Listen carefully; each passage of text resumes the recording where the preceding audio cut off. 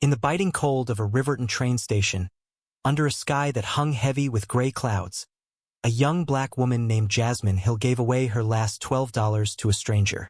She didn't know his name. She didn't ask for anything in return. All she saw was a man soaked to the bone, shivering, eyes downcast, asking quietly for enough money to get home. And though Jasmine herself was barely holding on to hope, she listened to the better part of her heart, the part that still believed in doing good, even when life hadn't been good to her. The station was nearly deserted, save for the hiss of leaking steam pipes and the slap of rain against the concrete. Jasmine pulled her threadbare coat tighter around her thin frame. The boots on her feet were worn, the soles soft with water. She'd spent the last of her energy getting here for a job interview, the kind of job that wasn't a dream but might have been her last shot at staying afloat. She held onto the crumpled train ticket like it was made of gold. 20 minutes remained before her train would arrive. 20 minutes to sit, breathe, and maybe pray things would turn around. But before she could make it to the nearest bench, she heard a voice, soft and halting. "Excuse me. I'm sorry to bother you." The man standing before her looked like he'd fought a losing battle with the weather. His jacket hung off his frame like it had given up on keeping him dry. His beard was wild, unkempt, his hands shaking from the cold. "I had my wallet stolen," he said, voice cracking under the strain of humility. "I just need $12 to get home. Please. I know you don't know me, and I understand if you can't. But I swear I'm not lying." Jasmine's body went still. Logic screamed at her not to believe him. Her brain calculated and recalculated. $12 was exactly what she had left. That $12 was meant to buy a sandwich after her interview. If she gave it away, she'd be walking into that meeting hungry, stomach hollow, heart already heavy. But his hands trembled so badly. His lips were turning blue. And when he met her eyes, there was no malice, no hustle, just desperation. She asked, "You got anyone you can call?" The man shook his head. "Phone's dead. No one's answering. I've asked a dozen people already. No one even looks at me." Jasmine didn't know why she didn't walk away. She should have. But she couldn't. She reached into her pocket, fingers closing around the damp bill. Her throat tightened.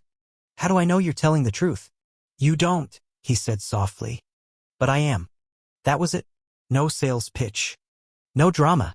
Just a man, standing in the rain, waiting for kindness. Jasmine slowly extended the $12 bill toward him, her hand shaking from the weight of the choice she was making. "I don't know why I'm doing this," she whispered. "But I believe you." The man's eyes flooded with gratitude as he took the money, careful not to touch her hand directly, as if afraid to break the fragile moment. "I'll pay you back," he said, his voice cracking. "I promise." "Just get home," Jasmine replied, offering him a weak smile. The train screamed into the station behind him. Without another word, the man gave her one last look she couldn't explain but wouldn't forget, and ran toward the platform. And just like that, he was gone. Jasmine boarded her own train minutes later, water still dripping from her sleeves, her stomach aching with emptiness. She sat by the window watching the city blur past through rain-slicked glass, unaware that her single act of generosity had just planted a seed that would soon bloom into something she never could have imagined. When the train rolled into Riverton's business district, Jasmine gathered what little strength she had left. She followed the directions she'd written down the night before to a sleek office building downtown. Parkstone and More Consulting. The name alone sounded like the kind of place that wouldn't give a woman like her a second glance, but she had to try. She approached the front desk, introduced herself, and gave the name of her interviewer, Mr. Granger. The receptionist barely looked up. "You're Jasmine Hill?" she asked, her voice clipped. "Yes, ma'am. I'm here for the 10 a.m. interview." The woman stepped away for a moment, then returned, her expression unreadable. "The position's been filled," she said flatly. Jasmine blinked.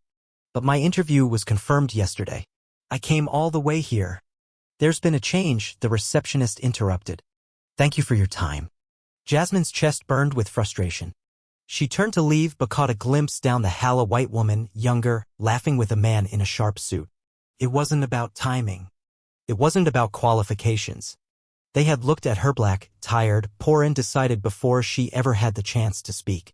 She walked back out into the rain, feeling every drop like an insult. With no bus fare left and no place to go, she walked the streets of Riverton until her feet ached and her resolve began to crumble. When she finally made it back to the cheap room she rented in a crumbling building on the west side, her landlord was waiting. "You're behind on rent again," he said simply. "Someone else is ready to take the room. They can move in tomorrow." There were no arguments left in her. Jasmine packed her few belongings, 2 changes of clothes, an old phone with a dead battery, and a worn paperback of her mother's favorite novel.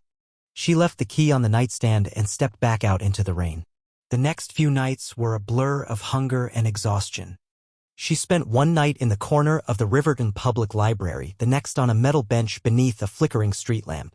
By the 5th night, she was a ghost in her own life. Invisible. Forgotten. Then came the sandwich. The woman's name was Ruth. Her gray hair tucked beneath a knit cap, her eyes kind and steady. She sat down beside Jasmine in Riverside Park and handed her a brown paper bag. "I always bring an extra," Ruth said softly, "just in case I meet someone who might need it." Jasmine tried to refuse, but Ruth only smiled. "Is your pride bigger than your hunger?"